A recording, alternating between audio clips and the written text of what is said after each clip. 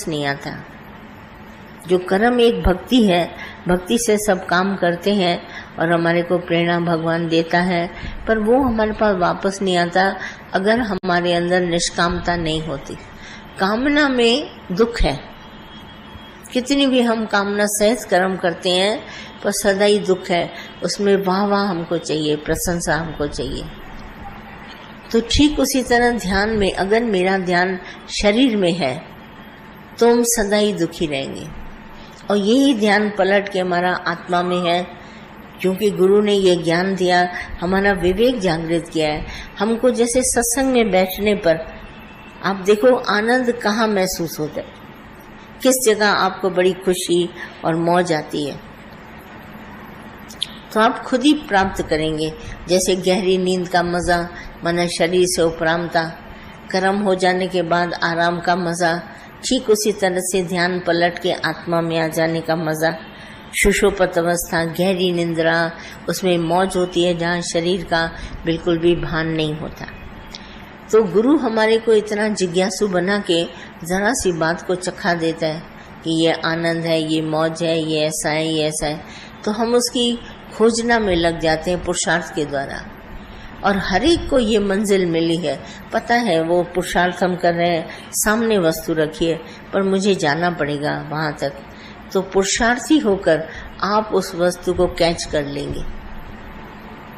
देखिए विवेकी होना जरूरी, आपको ज्ञान अज्ञान सब दिया गया, आत्मा का भी दिया गया, इंद्रियों का भी रस दिया गया, सबका ज्ञान मिला, विवेकी हो गए, पुरुषार्थी हो गए, गुरु साथ में है और चलते रहेंगे, और ये मंजिल कभी भी आपसे दूर नहीं होगी। पर विवेकी होना, पुरुषार्थी होना, ये सब हमारे में अंदर है। चित्त की एकाग्रता इन्हीं से होती, क्योंकि मुझे पता चल गया ये राख है, ये मिट्टी है और ये खाने की वस्तु है, नेचुरली मैं उनसे हट करके उधर की तरफ आऊंगा। तो ये ज्ञान हमको सब तरीके से हमारे गुरु ने हमको दिया है, और इसको प्राप्त करने के लिए हमें अंदर में जिज्ञासु होना बहुत ज़रूरी है। और जब तक ये न मिले आनंद आत्मा का, तब तक हमारे को बैठना नहीं है, चलते रहना है। चाहे हम धीमी गति से चलें मगर आगे बढ़ा कदम। लोग अंदर सोचते हैं इतने साल हो गए, आप सालों को बैठ के गिनते हैं, मगर आप देखिए उस साल में आपने कितना कुछ पाया, उपजाऊ जमीन बनी, आपको सत्य झूठ का पता चला, किस तरह से आप धीरे धीरे किनारे, भले सेंटीमीटर्स में आपकी उन्नति हुई मगर आपकी उन्नति हुई है। तो इस तरह से जिज्ञासा भगवान के प्रति बढ़ाते बढ़ाते आखिर हम मंजिल को पा जाते हैं। तो ये गुरु की निशानी है जो हमारे को इस तरह से चेंज हमारे में लाता है ना, ये पूर्ण गुरु की निशानी है। इसको स्थित प्रज्ञ गुरु कहते हैं, और अपने जीवन का मिसाल सामने रखता है, आदर्श। तो हम सब देखते थे दादा को, गीता भगवान को, माता को, शरीर से कैसे उपरामता थे। जैसे हम लोगों को कभी अपना खाना नहीं भूलेगा, भूख प्यास एकदम से दौड़ेंगे, और उनको हमेशा भूला होता था पहले ज्ञान। दादा बोलता था ब्रह्म ज्ञानी का भोजन ज्ञान, वो ज्ञान में बैठा है 4-6 घंटा कुछ नहीं खाएगा, उसको भूख ही नहीं लगती। ब्रह्म ज्ञानी की स्त्री ज्ञान, तो स्त्री माना एंटरटेनमेंट। ब्रह्म ज्ञानी का जितना मजा वो ज्ञान से लेता है उसको उत्तमता मिलती है। ज्ञान में बैठेगा उसको दुनिया का किसी रस का ध्यान नहीं आएगा। तो ब्रह्म ज्ञानी की स्त्री ज्ञान, ब्रह्म ज्ञानी का भोजन ज्ञान, ब्रह्म ज्ञानी को पेखन सब ब्रह्म, ब्रह्म ज्ञानी को सब जगह ब्रह्म दिखाई देगा। ब्रह्म ज्ञानी को खोजे महेश्वर, ये बात बोलती थी, माना जो ईश्वर है वो ब्रह्म ज्ञानी को खोजता है। तो हम लोग कहते थे दादा ब्रह्म ज्ञानी को कैसे खोजता है? बोला वो खोजना करता है कौन ऐसा ब्रह्म ज्ञानी बने और मैं उसको खोजना करता हूँ, मेरा काम करे ब्रह्म ज्ञान का। सबको जगाए ना, अगर वो खुद गया तो उठे दूसरों को जगाए।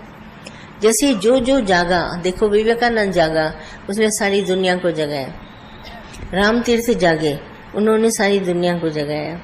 रामायण कृष्ण परमहंस आए, उनकी नींद फिट गई जब तक विवेकानंद नहीं जागा। जो जो गुरु आए उन्होंने 1, 2, 3, 4 मेहनत करके सबको जगाया और जाग करके उनको बोला तुम ये जाके काम करो, दूसरों को जगाओ। तो जागा या व्यक्ति सोने के लिए दादा ने कहा मैंने नहीं बनाया, कभी नहीं सोने के लिए बनाया। बोला उठो जाके दूसरे को जगाओ।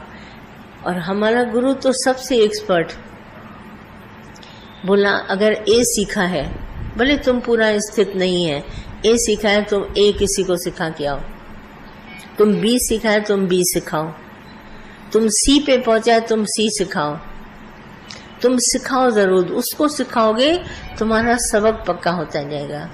मैं देखती हूँ लड़कियां BA पास कर लेती, इंटर पर कोचिंग लेती हैं, घर में ट्यूशन लेती हैं।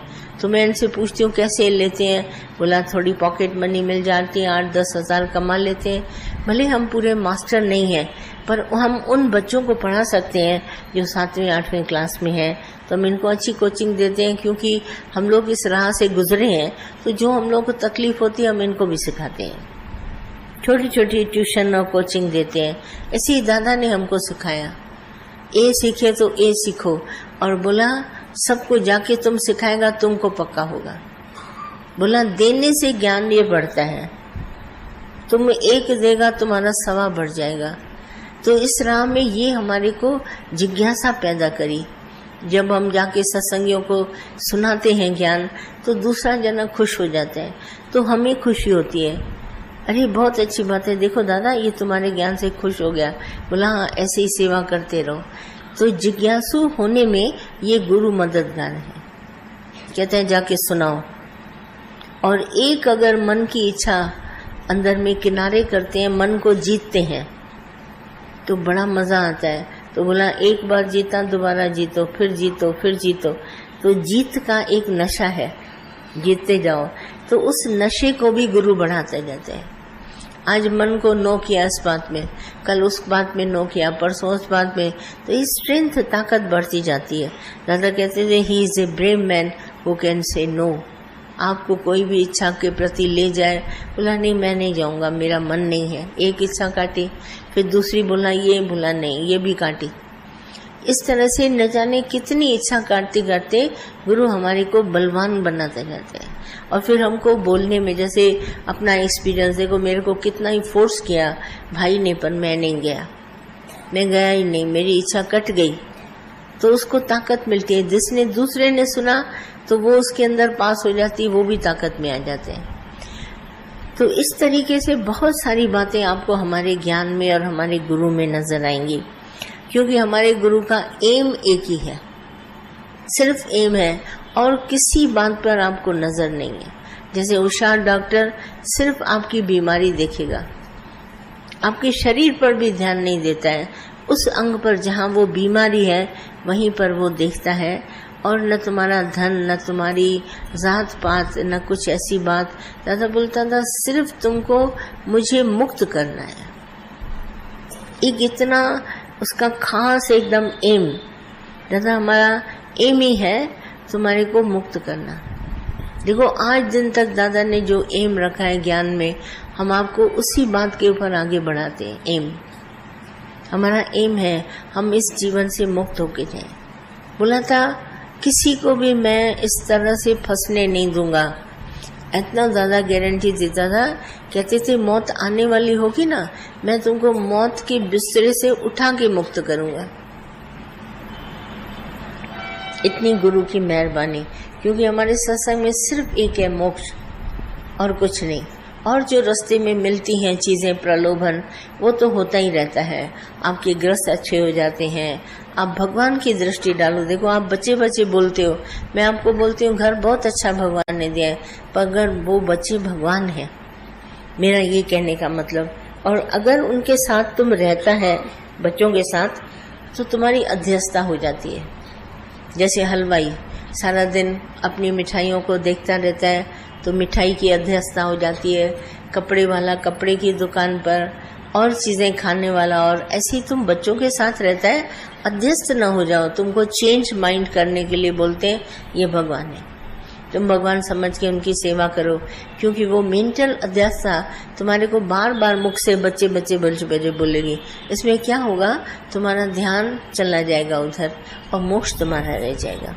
तो हमारा गुरु वहां से छुड़ाता है, बोलता है नहीं भले हैं बच्चे, आदमी है, औरत है, माता है, पिता है, पर तुम भगवान की दृष्टि डालो तो तुम्हारे को मोक्ष मिलेगा। एक हमारा एम दादा का है मुक्ति, और कुछ नहीं। धन भी है तो कहते थे भगवान का दिया हुआ, मन भी है तो भी भगवान। मन को बोला ज्योत स्वरूप, सब जगह उसने भगवान का ऐसा डाल दिया, बोला है ही भगवान। कितने लोग बात करते थे, मुझे दादा इसने ये दिया, उसने मेरी मदद करी, वो मेरा दोस्त मेरा दुश्मन, पर दादा कहता था नहीं चुप करो, भगवान है, भगवान ने कहा होगा उसको तुम्हारी मदद करने के लिए।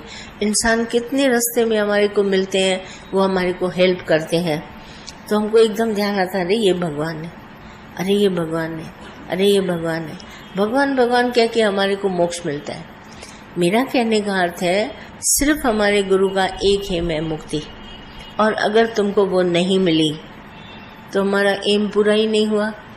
हम आए तो सबको ये ज्ञान देने, और आप जागे भी, और आपने कहा भी मुझे मुक्ति चाहिए, दोबारा मुझे इस शरीर में नहीं आना है, पर आप रास्ते में खड़े हो जाते हैं तो हम आपको बार बार बोलते हैं नहीं उठो फिर चलो, बोले धीरे धीरे चलो, पर ये मंजिल तुमको खुद पार करनी है, कोई दूसरा तुमको कंधे पर बिठा के नहीं पार करेगा, तुमको ये खुद चलना है, एक एक पग पग पर तुमको खुद चलना है। तो इसके लिए हमको सावधान बहुत होना है। मंजिल दूर नहीं है, मंजिल तो हम जहाँ खड़े हैं वहीं भगवान है, जहाँ याद करो भगवान वहीं, कहीं दूर नहीं है, मिला पड़ा है, पर हमारा ध्यान इधर उधर जा रहा है, बट रहा है। तो इस ध्यान को, चित्त को एकाग्र करने के लिए हमको विवेक जागृत होना बहुत जरूरी है। जब मुझे पता चला कि सच भगवान है तो आपका दुनिया में कहीं ध्यान नहीं जाएगा। आप हजारों बार मार्केट जाइए, हम लोग भी गए, समझो गुजर गए उधर से, पर हमारे अंदर भगवान का ध्यान था तो मार्केट की एक वस्तु नहीं दिखाई दी, कुछ नहीं। सब लोगों ने बोला ये हाँ हुआ होगा, पर अंदर नहीं आई। नाव चली पर पानी नाव के अंदर नहीं आया। ये स्थिति एक विवेकी पुरुष की होती है। वो संसार में रहते हुए इतना निर्लेप, न्यारा, अखंड, पूर्ण, सच्चित आनंद स्वरूप होता है। हम सब यही चाहते हैं, जैसे दादा ने हम सबको बोला तुम भले संसार में रहो, नॉट ऑफ द वर्ल्ड, दुनिया छोड़ के नहीं, पर दुनिया के भीतर ही रहते हुए जहाँ भगवान ने रखा है, जिस परिस्थिति में रखा है, पर सिर्फ तुम उत्तम जिज्ञासु बनो। चाहिए क्या? चाहिए हमको परमात्मा। चाहे ना एक हमारे अंदर लगन, वो अगन जगा देगी और भगवान तुमको मिल जाएगा, कभी तुमसे जुदा नहीं होगा। पर अगर इधर उधर ध्यान दोगे तो रह जाएगा।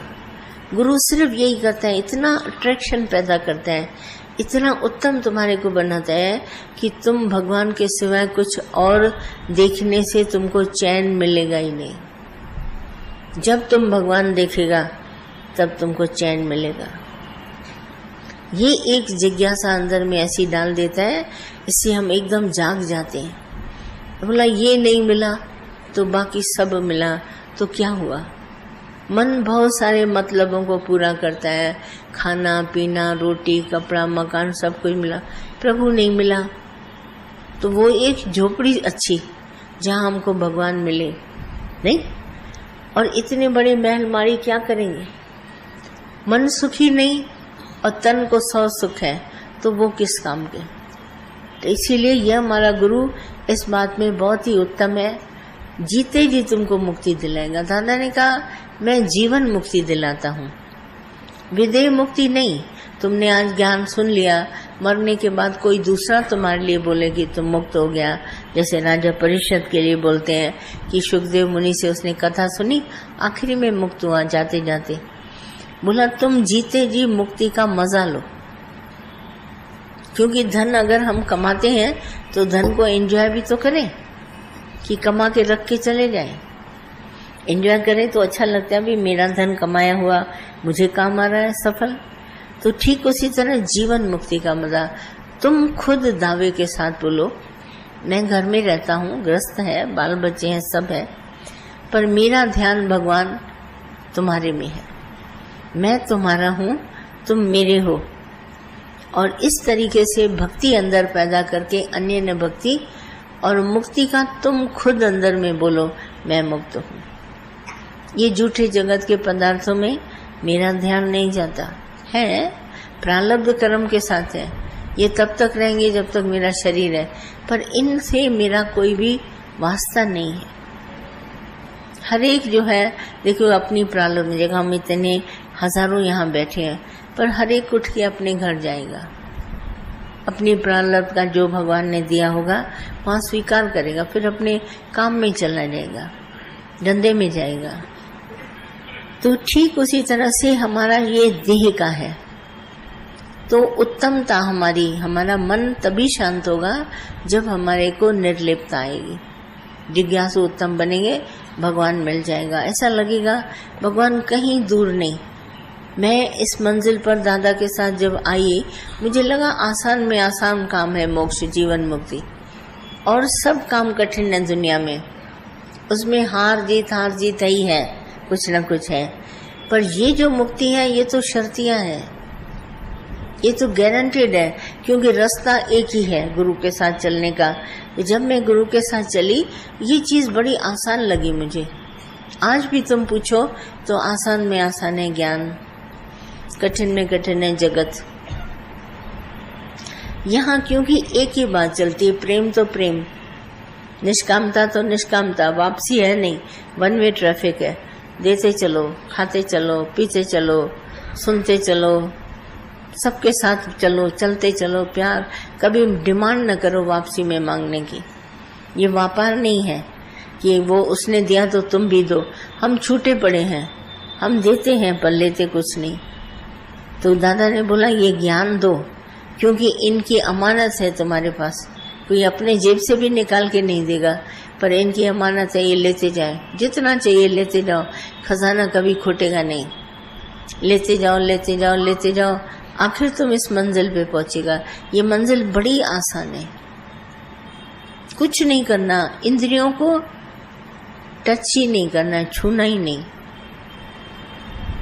जब जिज्ञासु को ज्ञान आ जाता है, विवेकी बन जाता है, तो अपने शरीर की इंद्रियों को कभी छूता ही नहीं।